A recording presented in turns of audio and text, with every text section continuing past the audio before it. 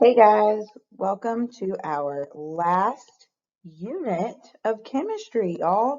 We made it. This unit, we're going to be talking about thermochemistry and kinetics.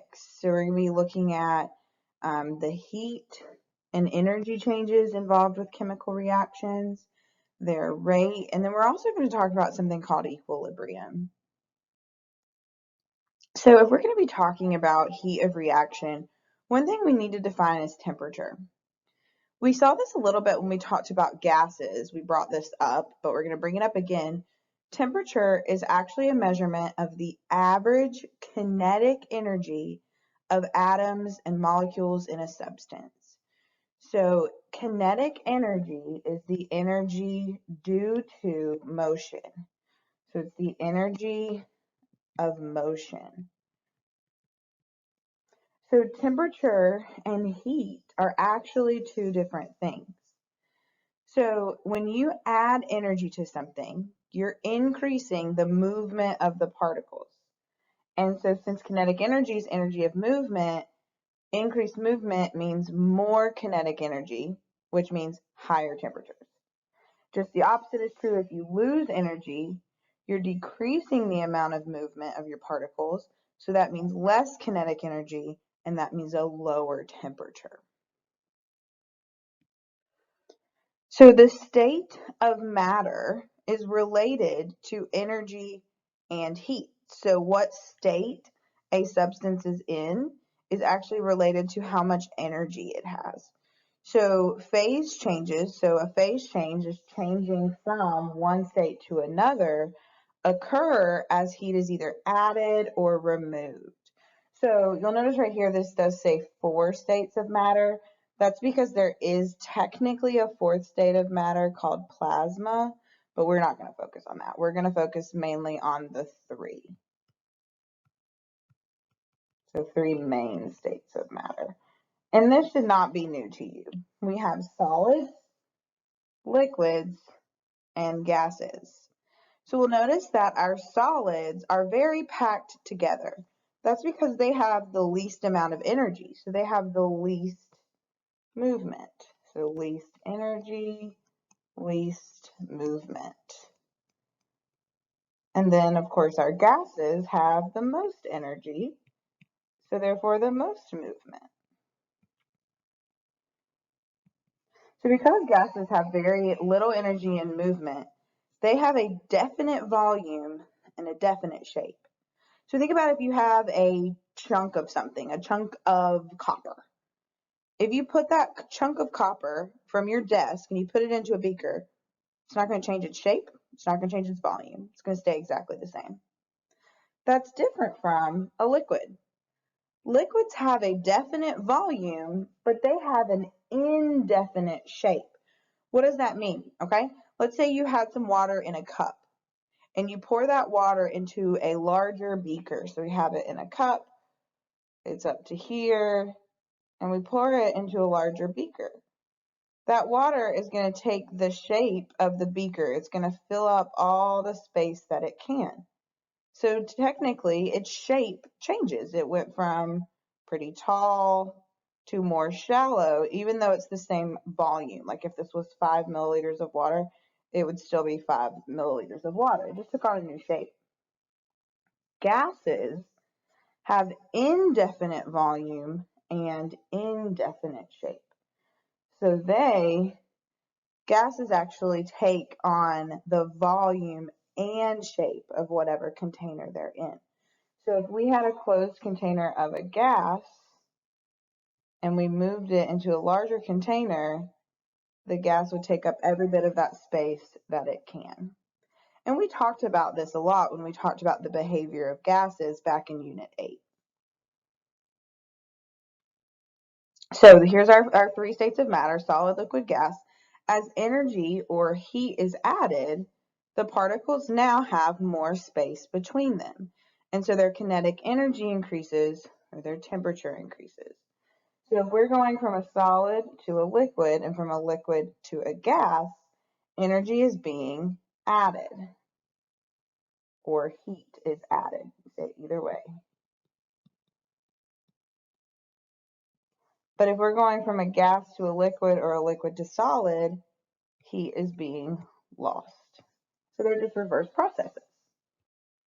So speaking of those processes, we do have very specific names for each of our phase changes, and they're reverse processes from one another. Most of these words are going to be familiar to you. There might be one or two that are new. So when we go from a solid to a liquid, we call that melting. It's probably not new to anybody.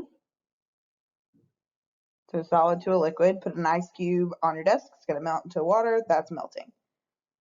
And the other way, if we go from a liquid to a solid, that is freezing. Now, one thing about the term freezing that's a little bit confusing, we always think of it as cold. But a liquid going to a solid for some substances would happen at really warm temperatures. So in chemistry, by definition, the word freezing just means going from a liquid to a solid. All right, so then if we are at a liquid and we go to a gas, that is called evaporation. So we all know that term from the water cycle. Water evaporates up into the sky. And then if the gas goes back to a liquid, that is called condensation. Finally, there is a phenomenon where we can actually skip the liquid phase and go straight from a solid to a gas. These are the two terms that might be new to you. Going straight from a solid to a gas is called sublimation. If you've ever seen dry ice, that's actually what happens. So it goes straight from solid ice into gaseous, and it's carbon dioxide. If the gas goes straight to a solid, that is deposition. An example of that is when water vapor in the air deposits straight into solid ice onto like a windshield or something if there's a quick temperature change. So those are just 6 vocabulary terms that we need to know. Okay, so we can plot this change in energy and change in temperature on what we call a heating cooling curve. So you'll notice there's kind of 1, 2, 3, 4, 5 regions of a heating cooling curve. Excuse me. In the first region, the substance is a solid. So if you notice, as we move to the right, energy is increasing. As we go upward, temperature is increasing. So from A to B in this first region, it is just a solid getting warmer and warmer, or a solid whose temperature is increasing. In the next upward increasing region from C to D, that is a liquid. So it is a liquid increasing in temperature. And then from E to F, we have a gas. Obviously, solid is the lowest temperature, liquid's in the middle, and gas is the highest. Now, what about these flat parts or these plateaus? Those are our phase changes. So from B to C, we're going from a solid to a liquid, so we call that melting. And from D to E, we're going from a liquid to gas, so we call that vaporization. We can look the other way. From a gas to a liquid would be condensation, and from a liquid to a solid would be freezing. So notice A to B, C to D, and D to E, those are all temperature changes. But from B to C and from D to E, those are phase changes.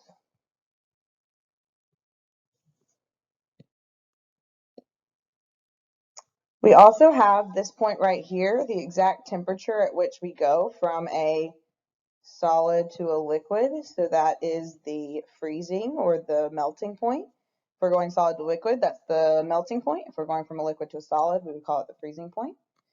And then same thing with D up here.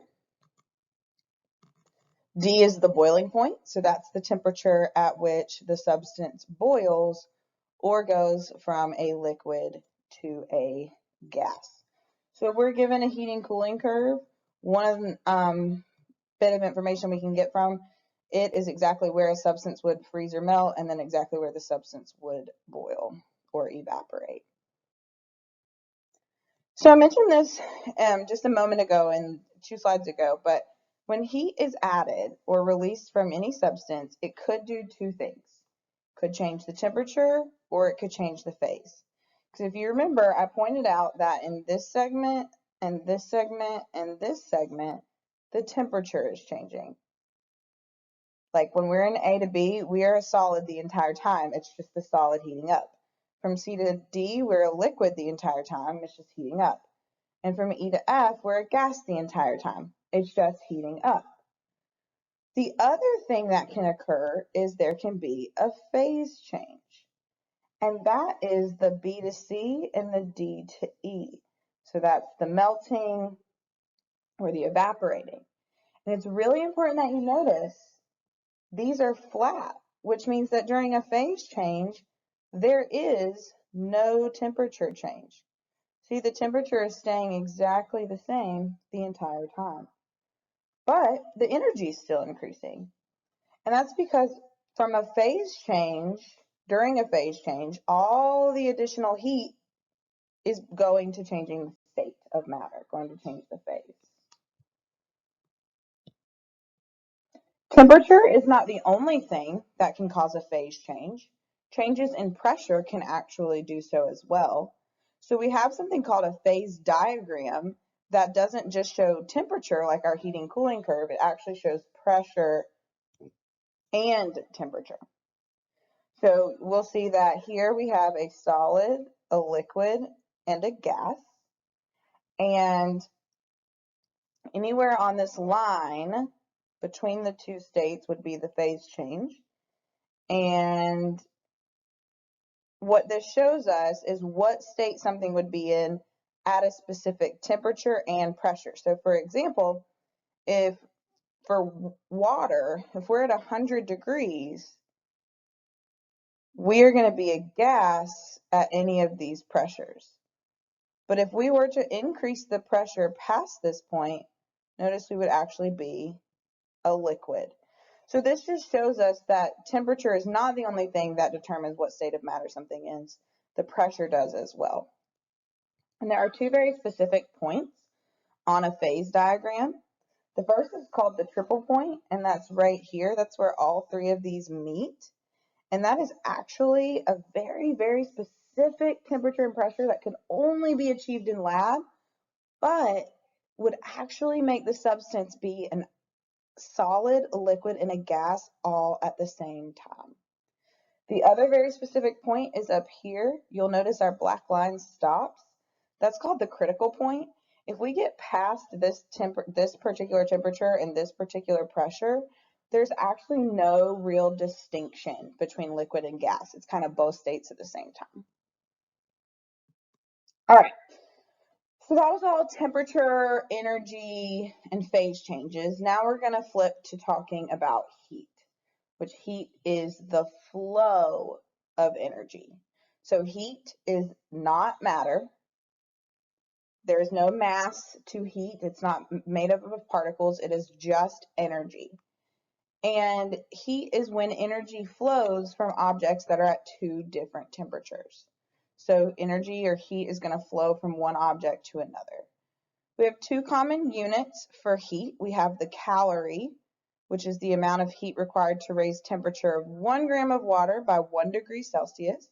You'll notice that calorie unit is familiar to you because we use that for food. The one we'll use most often in this class is the joule, and that's the standard unit for heat. Heat can actually only be measured indirectly by measuring the effects of it, like temperature change. So we don't have anything called a heatometer. We can't measure heat directly. What we can measure directly is temperature with a thermometer, and we can use temperature changes to calculate heat.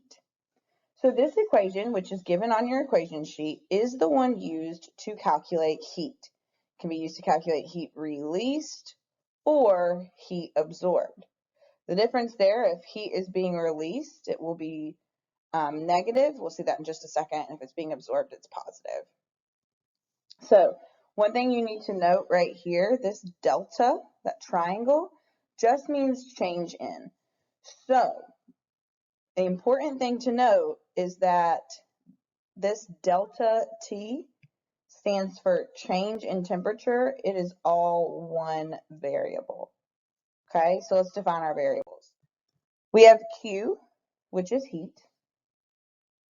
And as I mentioned, it can be negative. If Q is negative, that means heat was released. If Q is positive, that means heat is absorbed. So heat equals mass, which is measured in grams, something called specific heat, which we're going to define in just a second. So C is specific heat. And then delta T is change in temperature. So this is the point I was trying to make. Delta T is just one unit. It's the change in temperature. I want to make a big point of that because sometimes I've had students who've been like, well, what do I plug in for the triangle? What do I plug in for the T? It's all one thing. It's the change in temperature. It's the final temperature minus the initial temperature. Okay? So, what is specific heat? Specific heat is the amount of heat that is required to raise the temperature of 1 gram of a substance by 1 degree Celsius. So our typical unit is going to be joules per gram degree Celsius because it's how many joules needed to raise 1 gram 1 degree Celsius. So some examples, the specific heat of water is 4.186, specific heat of silver is 0.240. These values are consistent. They always stay the same. So how can we kind of interpret the meaning of specific heat?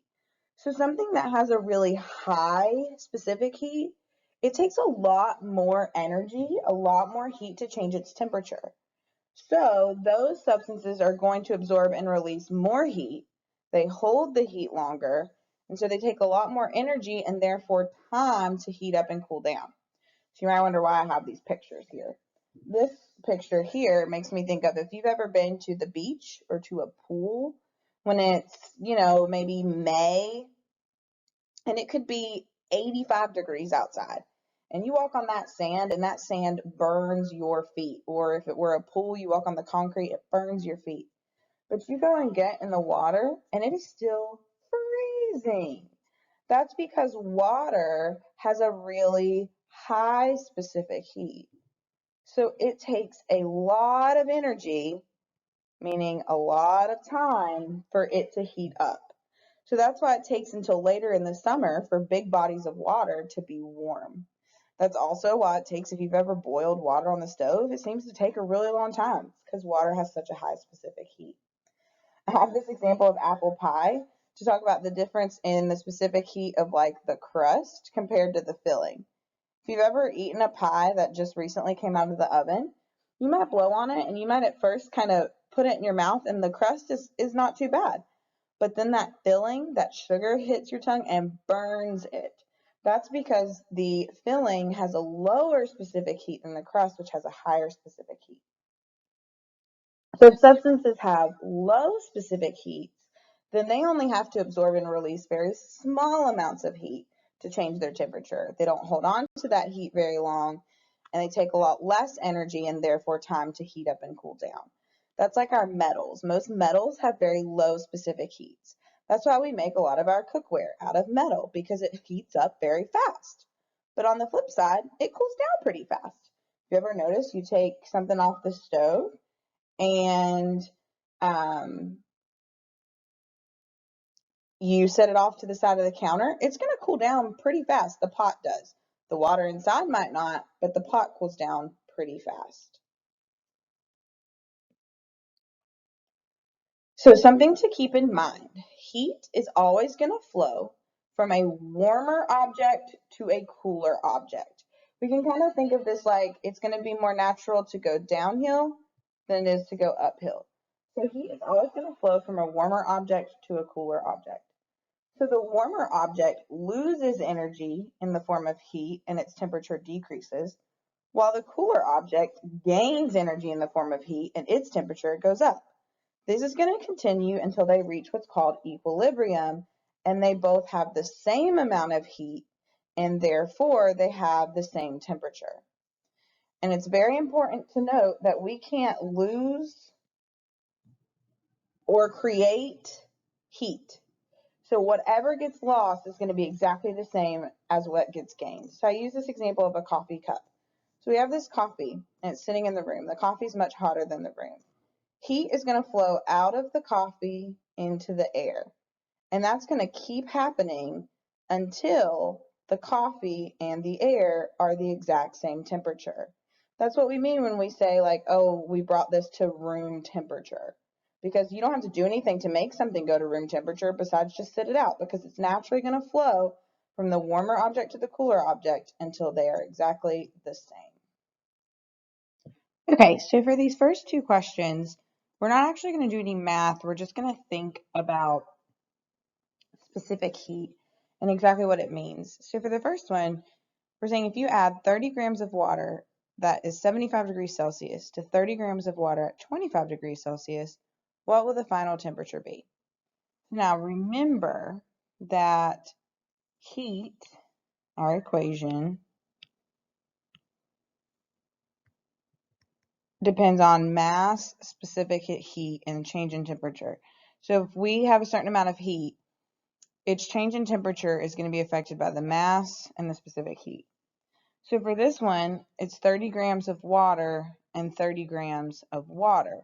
So that means it has the same specific heat and the same mass. So for this one, when these two things come in contact with one another, we're actually going to meet in the middle with that temperature because they're both water, so they have the same specific heat. They both have the same mass, so the temperature would meet right in the middle at 50. So essentially what would happen is we would combine the 75-degree water with the 25-degree water, and heat would transfer from the 75 degrees to the 25 degrees until all the water was 50 degrees. Now for the second one, if you add 30 grams of water at 80 degrees to 30 grams of copper at 20 degrees, will the final temperature be closer to 80 or 20, and why? Now for this problem, we still have 30 grams of both of them, but now we don't have the same substance. One's water and one's copper. Now if we look down here, the specific heat of water is 4.18. Water has a very high specific heat, compared to copper, which is only 0.3845. So what that means is with the same amount of energy, copper is going to change temperature much faster than water is going to. So our final temperature is going to be much closer to 80 because the specific heat of water is so much higher. So copper is going to change temperature faster. Okay, so now we're going to do some actual calculations. So for this first one, we're going to calculate heat. And how do I know we're going to calculate heat? So we're told if we are given the temperature of 34.4 grams of ethanol increases from 25 to 78.8, how much heat has been absorbed by the ethanol? And then we're given the specific heat. So for this problem, we have mass, we're going to be able to calculate change in temperature, and we know specific heat. So for this one, we're calculating Q. So first we need to calculate the change in temperature. So we're literally just going to subtract 78.8 minus 25, gives me 53.8 as my change in temperature. And now I'm just going to plug all of those numbers in to my formula that we're going to be using this whole time, which is Q equals MC delta T. So 34.4 times 2.44 times 53.8, and we get 4,515.8 joules. So that's the amount of heat that 34.4 grams of ethanol would need to absorb to change temperature by 53.8 degrees. All right, next question. This one, we are told we have a 4.5 gram nugget of pure cold. That's not a thing. That's definitely supposed to say pure gold. Doesn't matter. But we are given a 4.5 gram nugget of gold, and it absorbed 267 joules of heat. What is the final temperature if the initial is 15? And then we're told the specific heat of gold is 0.129. So for this problem, we know mass, heat, and specific heat. So for this one, we're actually going to be solving for change in temperature. So we're going to plug in what we know, 267 joules of heat equals 4.5 grams times 0.129. And remember, like I told you earlier, delta T is just one variable. It's change in temperature. So when I solve for change in temperature, I do 267 divided by 4.5 divided by 0.129, and I get 460 degrees Celsius. So with this amount of heat, I'm going to change the temperature by 460 degrees. So if it was initially at 15, I'm just going to do 15 plus 460. And because this particular question said, what is the final temperature? I have 475.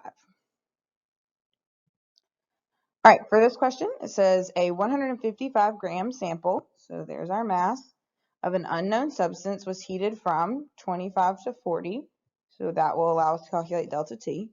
In the process, the substance absorbed 5,696 joules. So we know heat, mass, and change in temperature. We're looking for specific heat. So for this question, we're going to plug in 5,696 for joules equals 155 grams times specific heat times, we calculate the change in temperature by doing 40 minus 25 is 15. To solve for C, we do 5,696 divided by 155 divided by 15, and I get 2.45 joules per gram degrees Celsius. All right. So one more additional thing to think about when we're doing calculations is right now, all we have done at this point is done changes in temperature. So if we're going back to this idea of our heating cooling curves, we have only been doing these sections of our heating cooling curve because we've been dealing with temperature change, which is why our formula is Q equals MC delta T. Because we've got change in temperature. But what about these phase changes? So I mentioned earlier that when heat is added, so that's what this axis was, is increasing energy or increasing heat, it can either change the temperature, which is what we just focused on, or change the phase. And we pointed out that during phase changes, the temperature stays exactly the same. So we actually need a different formula to calculate the heat during phase change. And that heat, instead of specific heat, the value we're going to use is something called the heat of fusion or the heat of vaporization. So if we are changing temperature, we just did problems with this formula. We're using Q equals MC delta T. But when we are changing the phase, we're actually going to use two other formulas depending on which phase change we're doing. We are going to use Q equals mass times the heat of fusion, or Q equals mass times the heat of vaporization. So we have to use a different formula when we're changing phase, and here's why. Again, I point out, when we go in a phase change, there is no temperature change. So if we tried to use this formula, delta T would be 0, and so 0 times anything is 0, and that would mean that there's no heat being absorbed, which is not true because the only way to change phase is to absorb heat. So that's why we have to use a different formula. And you'll notice on your equation sheet, you are given all three of them. You're given Q equals MC delta T, you're given Q equals mass times the heat of fusion, and Q equals mass times the heat of vaporization. Sometimes you see it with that's the wrong one. Sometimes you see it with or without this delta doesn't matter. So what exactly is heat of fusion or heat of vaporization? Remember, specific heat was the heat required to change temperature. Heat of fusion and vaporization is the heat required to change the state. So it is measured in joules per gram or joules per mole. If the unit's mole, we would have to convert grams to moles if we're given grams. These only work at the freezing or boiling point. So we have to already be at that temperature to then use this equation for the phase change. Heat of fusion specifically is the heat required to go from a liquid to a, whoops, that's a typo, is the heat required to go from a solid to a liquid. So fix that in your notes, please. So in other words, when melting, if we were going the other way, it would be the heat lost while we were freezing. And then heat of vaporization is the heat required to go from a liquid to a gas or evaporate. And again, if we were going the other direction, it would be the heat lost when we're condensing. So again, these two things are utilized in those plateaus when we're changing phase. So it's important to recognize that this is changing phase. So we just talked about this, the difference between specific heat and heat of fusion. Both of them depend on mass. Both depend on the substance. So for example, the specific heat is different for water versus different metals. Heat of fusion and vaporization is different for water and metals and other substances. Specific heat is all about how much heat it takes to change temperature. Heat of fusion and vaporization is all about the heat to change phase. So hopefully you've got that down. So this is just kind of a summary of what calculations to use when on a heating cooling curve. So, and what it is. So from A to B, we are a solid that's changing temperature, and we're going to use Q equals MC delta T. From B to C, we are a solid and a liquid because we are changing phase by melting or freezing, and so we have to use our heat of fusion formula. From C to D, we're just a liquid changing temperature. So any calculations there would be Q equals MC delta T. From D to E, we're both a liquid and a gas because we are changing phase. So that's called vaporization, or the other direction is condensation. So we have to use the heat of vaporization formula. And then beyond that, we're a gas that's changing temperature. So we use that same Q equals MC delta T. So let's look at this problem. How much heat would have to be removed to freeze 75 grams of alcohol at its freezing point? So it's important to note that it's at its freezing point. So if I were to think about this on a heating cooling curve, if we are at our freezing point, and for this one we're freezing, so we'd be coming this direction. If we're at our freezing point, and all we want to know is how much heat is lost to freeze it, we are just going from here to here. So that's just going to be one step. And so we're going to use the formula mass times the heat of fusion. So the mass is 25. Heat of fusion we're given is 104. So we're just going to multiply those together and get 2,600.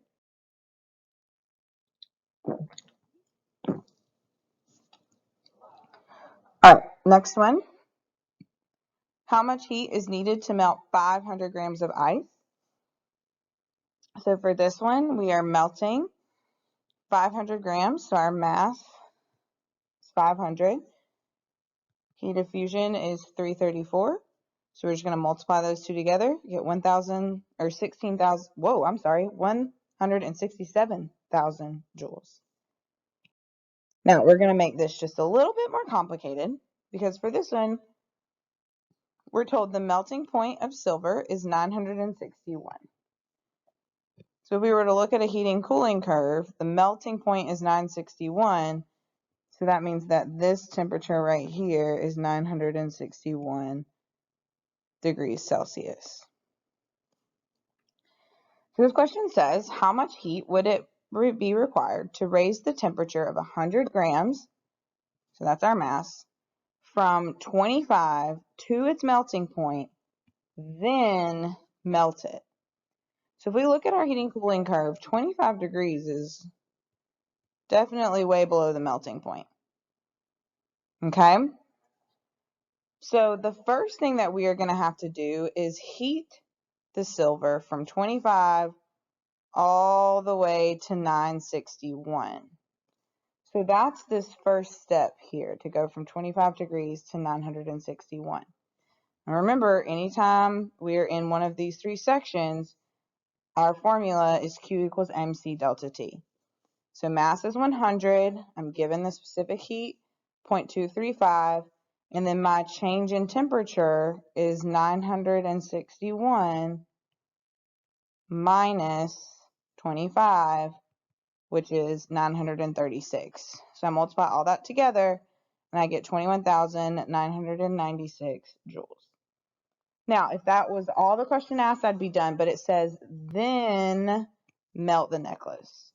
So now I have to go from here to here because I have to actually melt the necklace. So that's my second step, and that's when I have to use my heat of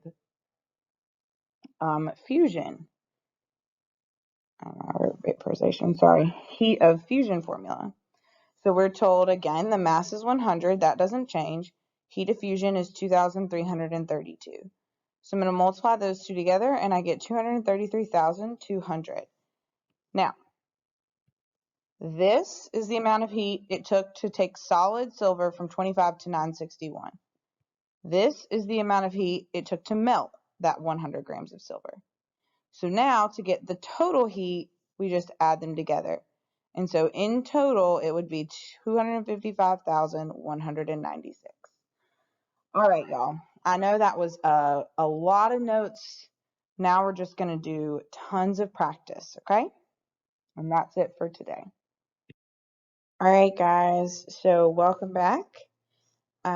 Today's notes are going to be pretty quick. So today we are going to be looking at how energy changes when chemical reactions occur. Now, one of the ways that we can look at how energy changes over the course of a reaction is something called a reaction or energy diagram. You'll notice for these diagrams that on the y-axis we have the energy, and on the x-axis we have essentially just the reaction as it moves forward, okay? And so here, these are our reactants. So this is how much energy our reactants have. Here we have our products. So this is how much energy our products have. On this right graph, reactants are here, products are here. So what does that mean? Why does in this one on the left, why are our reactants have higher energy than our products? The one on the right, our reactants have lower energy than our products. That's because chemical reactions sometimes overall absorb heat and sometimes overall release heat. So if the products have more energy than the reactants, we call this endothermic. Heat is absorbed. So I always remember this. Endo sounds like into. So heat goes into the reaction.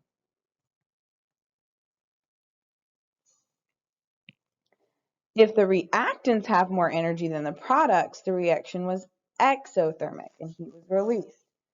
I think of exo like exit, heat exits the reaction. So on a graph, we see this as endothermic, energy is gained, the products have more energy. And on the left-hand side, that would be exothermic, energy is lost because the products have less energy than the reactants. So you are definitely going to need to be able to look at a graph like this and identify if it's endo or exothermic. So a little bit more about that. Endothermic reactions are any reaction where heat is absorbed. So like I said, remember N2. Heat then is a reactant. So sometimes we'll actually write it as a reactant. We can think of it as something that goes into the reaction. And if that's the case, we're going to have what is called a positive enthalpy value or a positive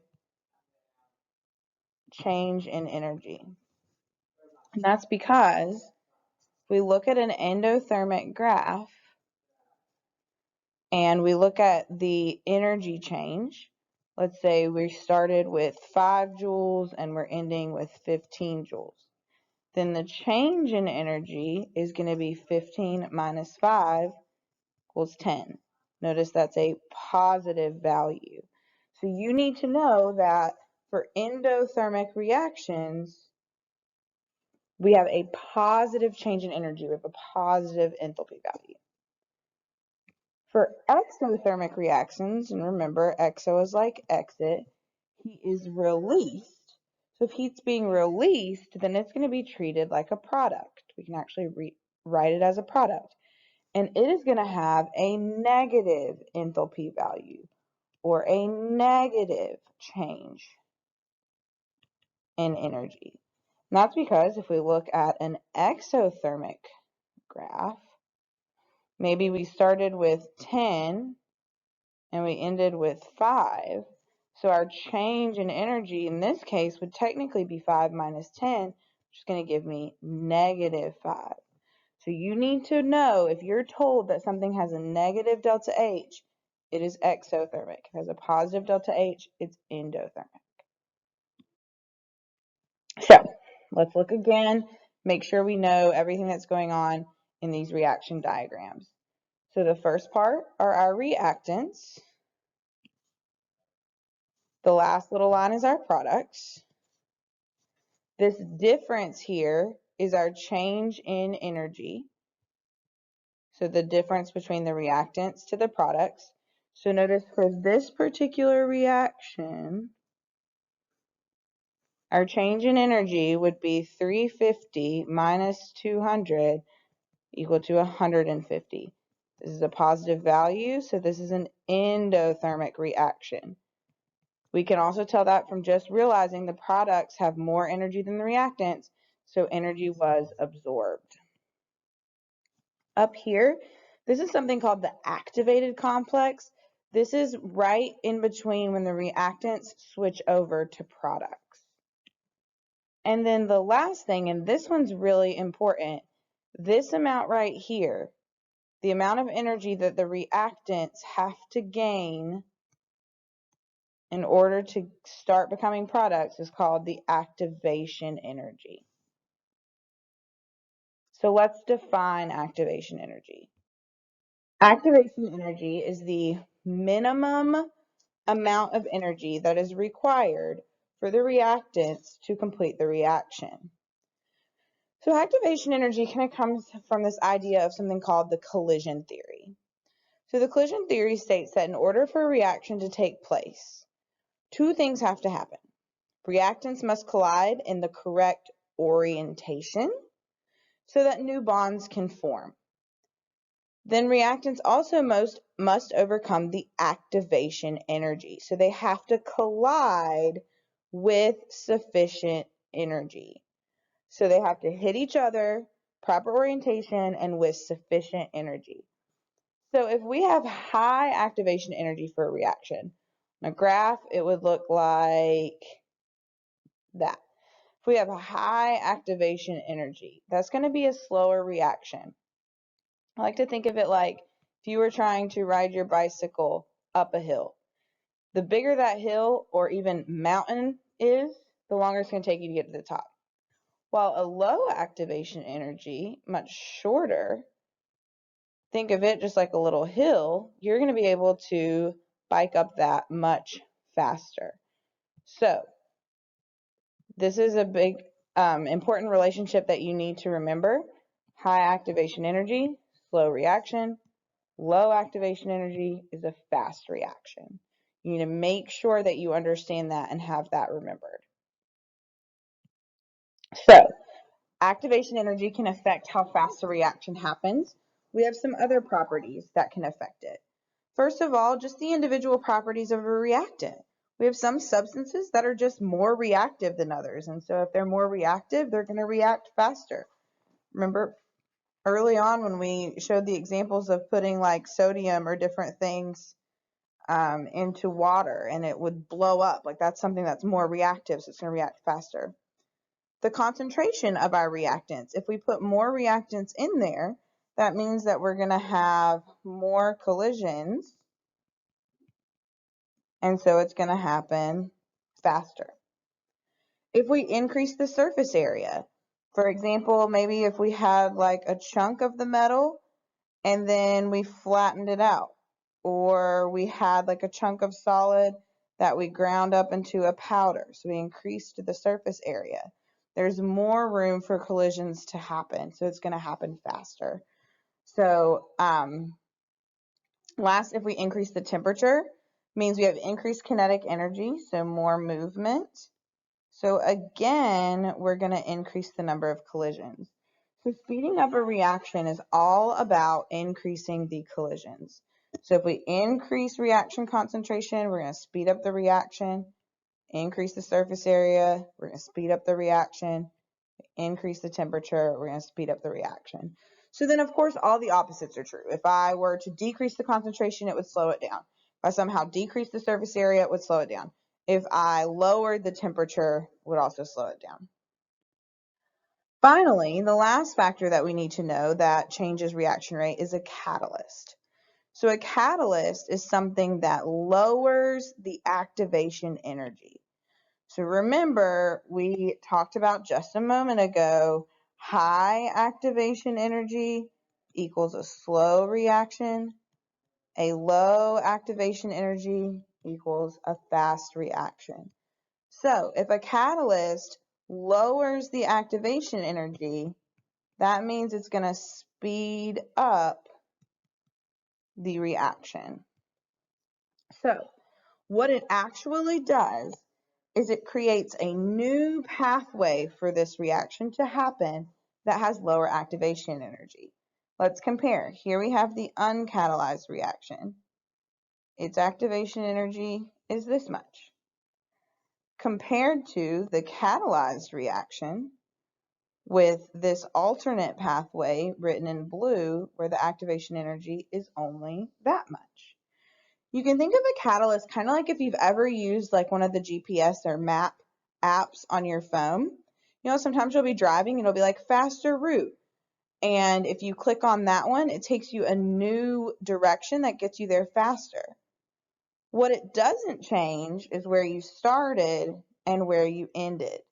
So you'll notice here on this diagram, our reactants are still starting with the exact same amount of energy. Our products are still ending with the exact same amount of energy. The difference is how we get from point A to point B. This one's going to take longer. This one's going to be faster. So that's what a catalyst does. It gives that alternate route that is faster by lowering the activation energy. All right, y'all, I told you today was not too much. That's it. So now you're going to just kind of practice identifying these parts of reaction diagrams and endo-exothermic. All right, you guys, this is our very last topic that we're going to cover in chemistry. And this topic is something called equilibrium.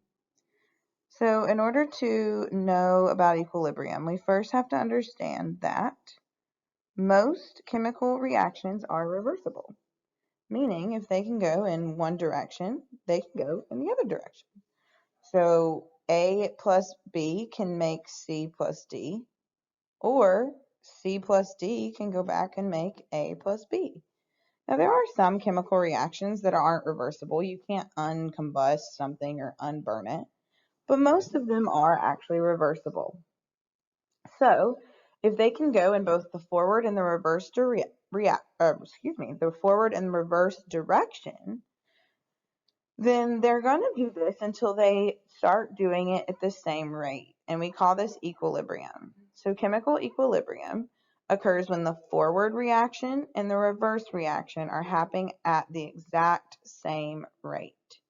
Because they're happening at the same rate, the concentration of reactants and products is going to remain constant. So if you look at this graph to the right, we can tell that this equation has reached equilibrium when it gets to this point, because the amount of products had increased until it remained the same, and the amount of reactants had decreased until it started remaining the same. So now we're at equilibrium where the concentrations are remaining constant and the rates are equal.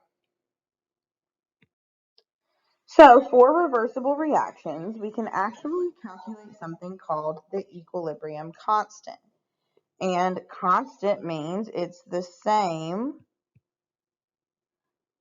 or stays the same at a given temperature.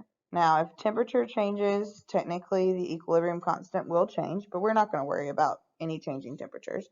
So the equilibrium constant is a constant, so it stays the same for every reaction, or excuse me, it stays the same for a particular reaction.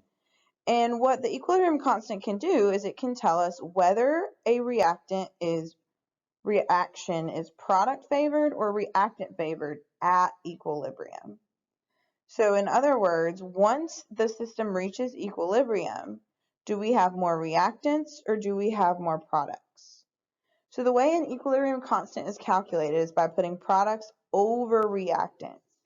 So if we divide the amount of products by the amount of reactants and we get a number greater than 1, that means we have more products. This number was higher. So that means it is product favored at equilibrium. If we divide products over reactants and we get a number less than 1, that means that the reactants were larger. The amount of reactants was bigger. So it would be reactant favored at equilibrium. So how exactly do we calculate the equilibrium constant? So for this generic reaction, again, it's always products over reactants, and each of them are raised to their coefficient. So that's why C and D are on top, because they are the products. It is in brackets because brackets represent concentration. Remember from last unit that concentration is measured in molarity. So what this is showing us is that we are doing the concentration of C raised to its coefficient times the concentration of D raised to its coefficient divided by the concentration of A raised to its coefficient times concentration of B raised to its coefficient. So products over reactants raised to their coefficient. Now, it is extremely, extremely important that you understand this and remember it. We do not ever use solids or liquids in the equilibrium expression. So if we have a reaction that includes a solid or a pure liquid, and we are asked to write the equilibrium constant, we leave out that solid or liquid. We only include gases and aqueous. So let's look at what that looks like. For this particular equation, we have 2A, which is aqueous, in equilibrium with, or in reversible, 2B, which is aqueous, plus C, which this is a little hard to read, I apologize, that's an L for liquid, okay? So equilibrium expression is products over reactants raised to their coefficient. So for this one, this is aqueous, so we'll include it. This is aqueous, we'll include it. This is liquid, so it will not be included. So K equals the concentration of the product, B, squared, that's raised to its coefficient, divided by the concentration of A squared, because its coefficient is 2. So the coefficient just becomes the exponent. And we use brackets to represent concentration. All right, so for here, we're going to actually plug some numbers in this time. So first, we're asked to write the equilibrium expression. This is gas, gas, and gas, so we're able to include all of our different species. Products over reactants raised to their coefficient. So we have the concentration of the product, CH3OH, divided by the concentration of carbon monoxide times the concentration of H2 squared. H2 is the only one that got an exponent because it was the only one with a coefficient other than 1. Now that we've wrote our expression, we can actually plug some numbers in. So we're told that at equilibrium, the mixture in this reaction has a concentration 0.818 for CH3OH, 0.6022 for hydrogen, and 1.402 for CO. Calculate K. So all we're going to do is take these numbers and we're going to plug them into this expression. So 0.818 divided by 1.402 times 0.6022 squared, because remember H2's concentration is squared. We do the math, I get 1.6. Now, remember we learned that if K is greater than 1, it's product favored. If K is less than 1, it's reactant favored. In this case, it's greater than 1, so for this particular reaction, it is product favored. So in a little bit, you're going to get an opportunity to practice these calculations a little bit more. But really, once you write the expression, it's just plugging the numbers in. All right, so our last concept is something called Le Chatelier's principle. And essentially what it says is if we have this reversible reaction and it has reached equilibrium, what if something changes? So maybe the pressure changes, the temperature changes, or a reactant or a product is added or taken away. If that's the case, what Le Chatelier's principle tells us,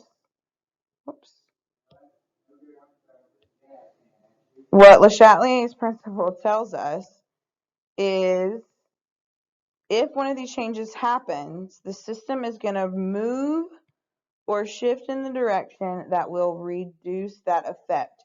In other words, it's going to restore equilibrium. So what we're about to do is go through 3 different types of changes and how that will affect the equilibrium, how it will make it shift or move. The first we're going to talk about is change in concentration. So when we say change in concentration, we mean of our reactants or our products. So first we're going to talk about changing our reactants. So if we had this equation, A plus B yields C. If we were to increase one of the reactants, so we were at equilibrium, and I added more A. If I add more A, I need to use it up. So the reaction is going to shift to the right to use it. Let's say instead of adding A, I decreased A. Well, then I need to make more of it. So my reaction is going to shift left to replace it. So when I increase a reactant, I shift right. When I decrease a reactant, I shift left. Now let's switch gears and talk about what if we change the product. So if I increase the amount of C, I need to use it up. So we would have to shift left to use it up. If I decrease the amount of C, I need to remake it. So we're going to shift to the right. So if you increase a product, we shift left. If we decrease a product, we shift right. Now, the only time this is not the case is if that reactant or product is a solid or a liquid. Because like I told you earlier, solids and liquids do not appear in the equilibrium expression. So that means that they don't affect the equilibrium. So if you get a question and it asks you what happens if you add or take away something that's a solid or a liquid, it would just be no change or no shift. All right, this time we're going to talk about changing temperature. Now, the way we can determine how changing temperature will affect a system is we've got to determine if it's endo or exothermic. Because if a reaction, we learned earlier this unit is exothermic, heat is a product. So for an exothermic reaction, we just treat heat as a product plus heat. So then, like we just learned on the previous side, if we increase temperature, that's increasing a product, so we would have to shift left to use it up. If we decrease temperature, that's taking away a product, we have to shift right to replace it. So when you're looking at changes in temperature, the first thing you have to determine is it exothermic or is it endothermic? For an endothermic reaction, heat is a reactant. So then if we increase temperature, that's like adding a reactant, so we have to shift right to use it up. If we decrease temperature, that's like taking away a reactant, so we have to shift left to remake it. So if you can remember the rules for what happens if you add or take away a product or reactant, the same thing applies with temperature once you determine if it's exo or endothermic, because then you just treat heat like a product or a reactant. Our last change that we're going to talk about is change in pressure. Sometimes we'll just be told directly if the pressure goes up and down, or we might be told how the volume is changed, and then we have to think about what that means that will happen to the pressure. So first of all, it's important to note that pressure changes are only going to impact reactions that have gases. If there are no gases involved, then changes in pressure are not going to have any effect. All right, so the first thing we're going to talk about is what if we increase the pressure?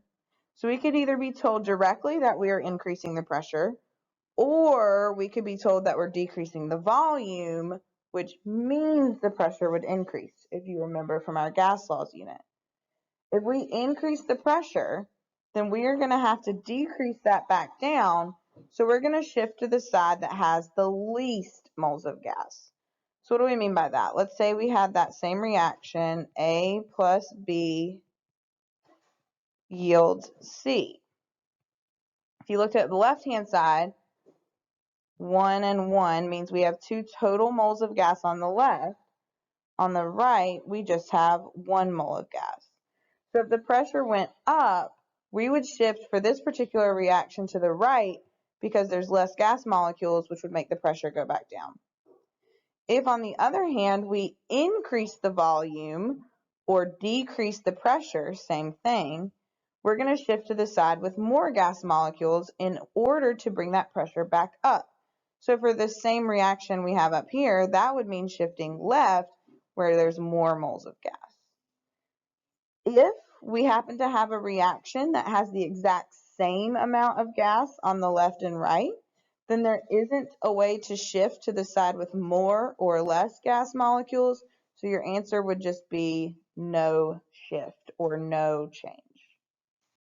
So let's do a couple practice problems. So here you're given an equation, and one thing I want to point out is for this equation, we're given the equation, we're also given this delta H value.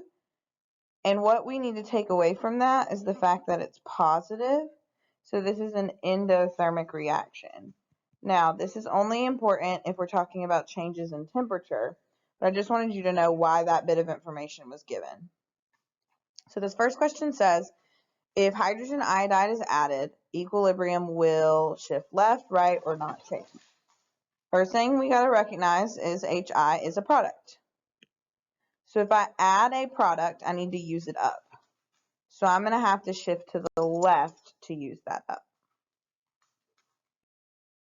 All right, so for this one, we have the same reaction, but this time we're told if we add H2.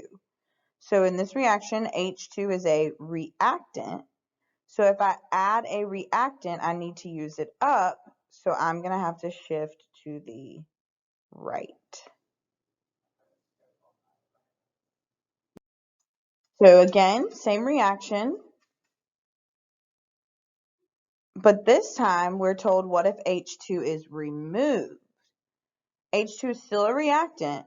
If I take away a reactant, I need to replace it, so I have to shift to the left to replace it. This next question says if temperature is increased, so here's where it's important that we note that this is a positive value, so it's endothermic. Like I taught you before, if it's endothermic, that means heat is a reactant. So now we just think of this like a reactant. If temperature is increased, that's increasing a reactant. If we increase a reactant, we have to shift to the right to use it up. All right, so now we have a different reaction. It has 2 moles of gas on the left, and it has 1 mole of gas on the right. That matters if we're talking about pressure changes, which for these two particular questions we are. In the first one, we're told directly that pressure is increased. Well, if pressure is increased, I need to bring it back down. The way I bring it back down is to shifting to the side with less gas molecules.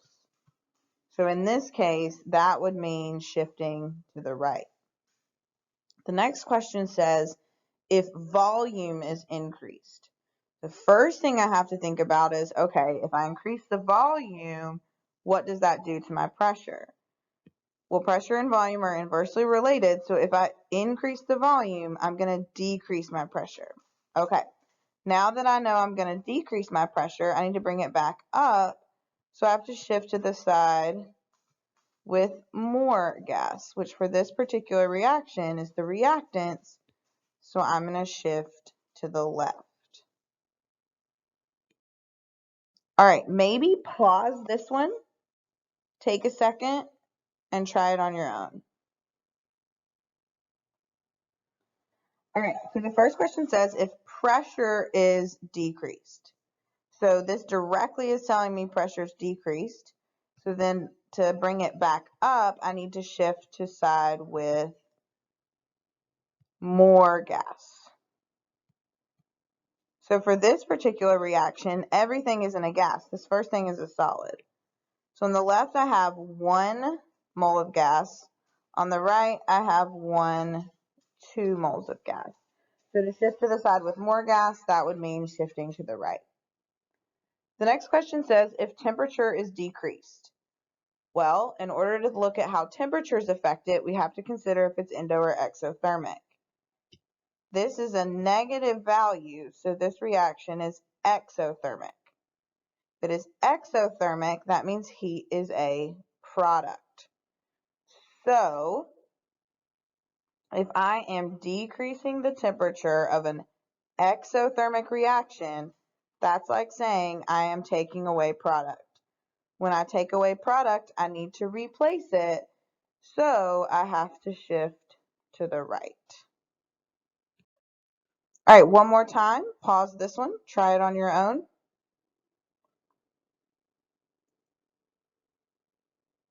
All right, so the first one says if temperature is increased. So again, temperature changes depend on endo or exothermic.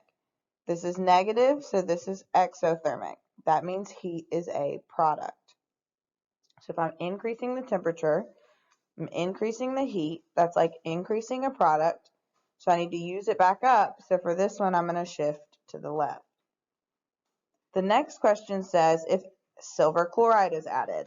Now this one might have tripped you up because silver chloride is a product, and normally if we add a product, we'd shift left. But it's a solid. So changes to a solid or pure liquid have no effect. So that one is actually no change. So don't get tripped up by that. All right, y'all. It's been quite the journey, but we just finished all of our notes for chemistry. So take a second to celebrate.